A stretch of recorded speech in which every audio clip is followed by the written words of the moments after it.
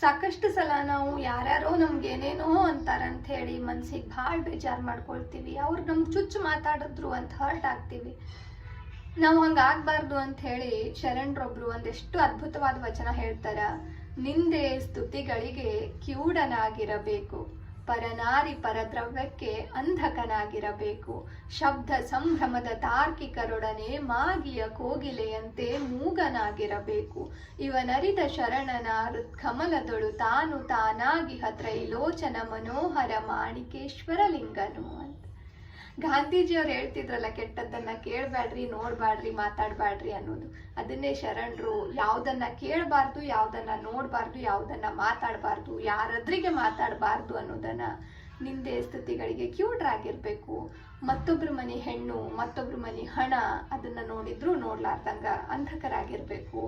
ಶಬ್ದ ಸಂಭ್ರಮದ ತಾರ್ಕಿಕರೊಡನೆ ಮಾಗಿಯ ಕೋಗಿಲೆ ಹಂಗ ಸುಮ್ಮನಿರ್ಬೇಕು. ಹಿರಿಯರ ಹಿರಿತನಕ ಮೌನವೇ ಗುಣಗಾನ, ನಾವು ಆಡಿದ್ರ ಮಾತು ಅರ್ಥಹೀನ ಅನ್ನೋದನ್ನ ಅರ್ತು ನಡಿಬೇಕು. ಇವನ್ನೆಲ್ಲ ಯಾರು ಅರಿತಾರೋ ಅವ್ರ ಮನಸ್ಸಿನಾಗ ಸೃಷ್ಟಿಕರ್ತ ಇರ್ತಾನ, ಮತ್ತಲ್ಲೂ ಇಲ್ಲ ಅಂತ. ಶರಣಾರ್ಥಿ.